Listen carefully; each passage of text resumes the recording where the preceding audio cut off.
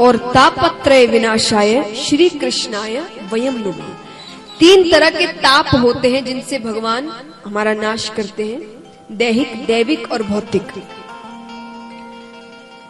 पर ये नाश कैसे हो, इन तापों से मुक्ति कैसे मिले, कृपा कैसे हो भगवान की,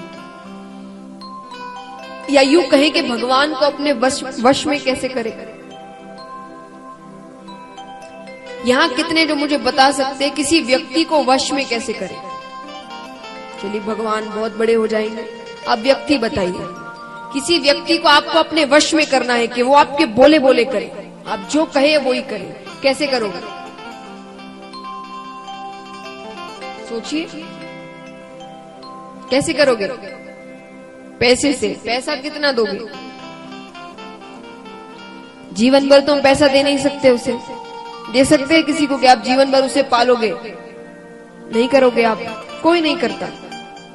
और चलिए एक पैसे से नहीं हो सकता, और वाणी से। वाणी कितनी देर अच्छी बोलेंगे? यहाँ कितने जिन्होंने जीवन में कभी क्रोध नहीं किया? हाथ उठाना। सबने किया है। एक, चलिए दादाजी जोरदार तालियां वो इनके लिए। तो भी, और हम में से सबने क्रोध किया है जीवन में कभी ना कभी। तो वाणी से कैसे अपनाए? कभी ना कभी क्रोध आ ही जाएगा, कुछ ना कुछ कह ही देंगे, वो क्रोधित होकर चला जाएगा। वाणी भी नहीं। और चलिए अब एक बार मैं आपसे कहती हूँ, क्योंकि आप यहाँ बैठे हैं, भक्ति में माहौल है, तो सबके मन में अच्छे ख्याल ही आएंगे। प्रेम, वाणी, भक्ति, ये करता कोई नहीं। यहां से बाहर निकलने के बाद सब कुछ भूल जाते हैं, सांसारिक दिमाग हो जाता है। फिर हानि, लाभ, पैसे, मोह, माया कैसे करना, छल कपट, यही दिमाग में आता है।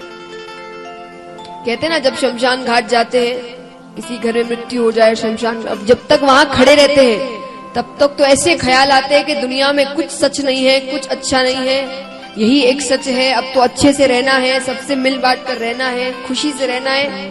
बस वहां से पैर बाहर रखा और फोन और अपने काम में लगे। अरे ये कितना का पैसा हुआ, इतना कैसे हो गया, उससे छीन लाओ, ये करो वो करो।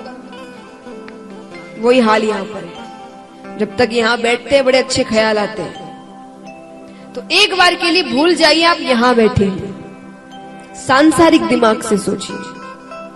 किसी को वश में करना है, कैसे करोगे? उसकी कोई कमजोरी पकड़ लो,